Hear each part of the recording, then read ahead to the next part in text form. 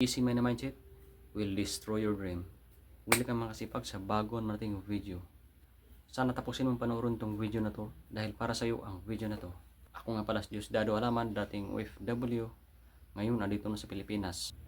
At nangangarap o sumubok na maging isang sikat na content creator dahil naniniwala po ako makasipag na nasa trial and error po ang simula ng tagumpay makasipag. Okay mga kasipag, bago ko ibabahagi yung easy money mindset will destroy your dream. Yun po yun makasipag. Yun po yung totoo talaga na pumatay sa ating pangarap yung pagiging easy money mindset. Yun. Bago ko talakayan makasipag, ikwento ko muna sa inyo makasipag yung aking maitsing kwento makasipag about dyan sa easy money mindset makasipag.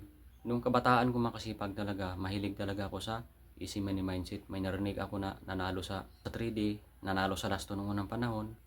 Para bagang uminit yung katawan ko makasipag na marinig ko yung mga easy money mindset na yun makasipag, lalo na yung nanalo sa braha, nanalo sa mahjong, nanalo sa basketball, basta yung mga nanalo makasipag na mahilig tumaya sila makasipag. Pag narinig ko yun makasipag, para bagang uminit yung katawan ko makasipag at gusto ko ring subukan makasipag kung paano makasipag, kung anong mga ginagawa nila makasipag. Hanggang nagkakaedad na ako makasipag, parang gusto ko talaga makasipag na easy money mindset makasipag. Gusto ko na lang na nakatunganga, gusto ko lang pahiga-higa makasipag habang tumataya ako makasipag. Nasubukan ko rin tumaya makasipag ng lasto noon at saka luto. Nasubukan ko rin yung tumaya makasipag. Gusto ko talaga makasipag yung easy money mindset makasipag na magkakapira talaga akong makasipag na nalo. Yung ayaw kong mahirapan o ayaw kong pinagpawisan o yung walang kahirap-hirap makasipag. O kumbaga yung hindi risky. Ang bad news niyan makasipag ay natalo ako makasipag. Para bagang kakaiba matalo makasipag yung nararamdaman ko makasipag, yung para bagang pinagpawisan ako. Parang pinagpawisan ako ng malamig. Yung talo parang ang hirap makasipag ipaliwanag nang hindi na maibalik makasipag. Parang nagsisisi ako makasipag na dapat yung talo ko na yun, hindi ko na lang siya nilaro makasipag. Hindi ko na lang siya ginasto makasipag. Kasi para bagang yung sarili ko, parang nahawa ko sa sarili ko makasipag. Yun po yung easy money mindset makasipag. Nasubukan ko na rin makasipag na puwersahin ko yung mga trabaho makasipag na para kumita ng malaki makasipag. Pero parang hindi kaya makasipag. Pero nasubukan ko na makasipag na sa trabaho ako dati, lalo na sa Manila makasipag, pa Manila na ako. Talagang bakbakan ako sa trabaho makasipag, magdamag, am-to-am. Gusto ko talaga ng malaking pira makasipag na easy money mindset. Pero ang hindi magandang makasipag, kaya ako nagkakasipon-sipon o nagkakasakit-sakit, yun pala yung makasipag, yung energy ko makasipag, bumababa gawa ng puyat makasipag, at saka nakasira ng katawan. Muntik na masira yung katawan ko ng makasipag dahil sa gustong kumita ng malaking makasipag. Okay lang naman yung makasipag sa trabaho, pero yun po yun makasipag. Talagang umiinit yung katawan ko makasipag, naiinggit ako pag mayroon akong nakita o narinig makasipag na kumita makasipag ng easy money mindset o nanalo makasipag.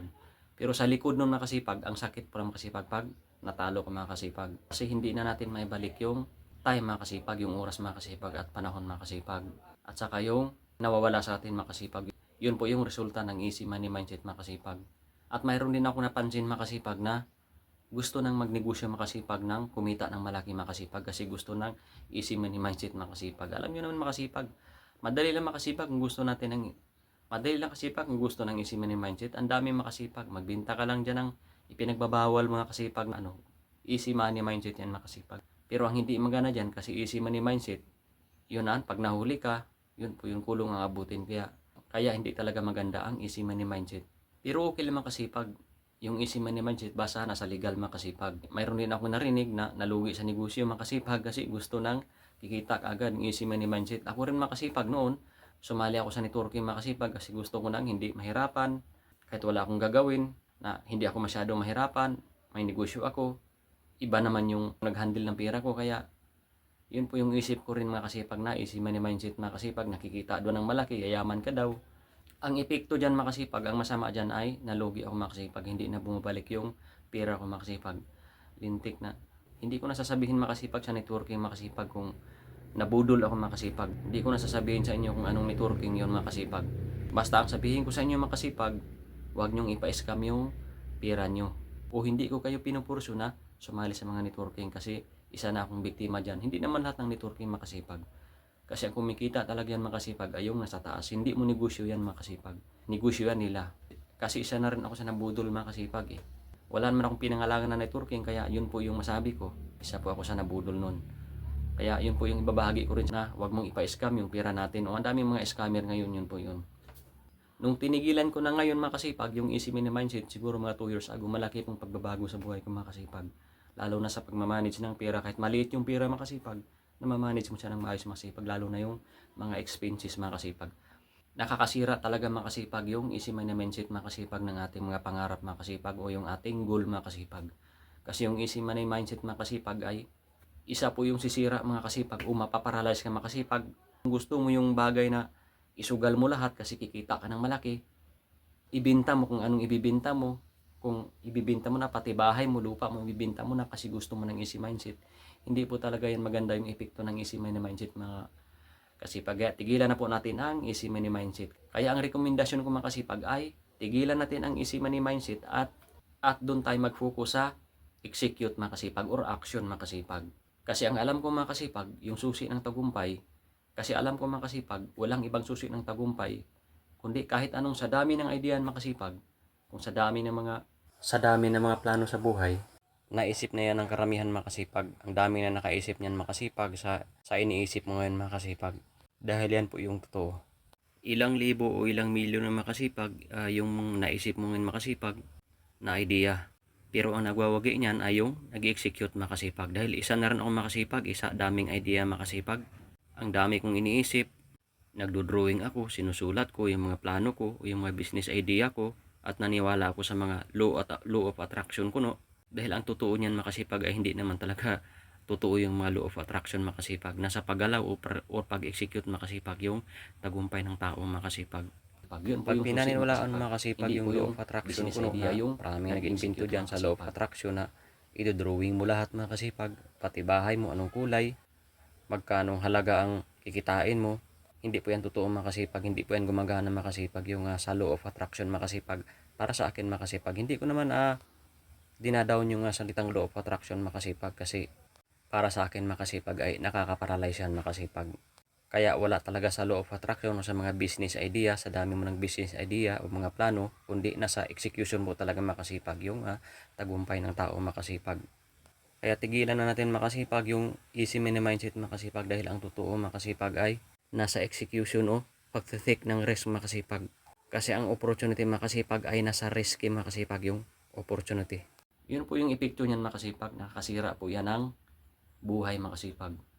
Kaya tigilan natin ang kaka-easy money mindset. Kasi kung gusto natin na madalian yung pera na hindi pinaghirapan, gusto natin ng easy money mindset, katagalan kahit yung mga scam ay gusto na rin nating pasukin kasi malaki nang nawala sa atin na pera.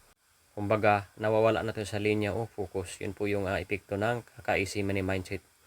Kaya ko binahagi itong video na ito makasipag, itong simpleng salita na easy money mindset makasipag, para i-refresh ka o para i-remind ka makasipag na nakakasira talaga ng ating isip o ating buhay yung easy money mindset. Okay makasipag, samahan niyo pa ako sa aking mga sunod na video makasipag, sa isang mahirap lang na vlogger makasipag, pero may pangarap.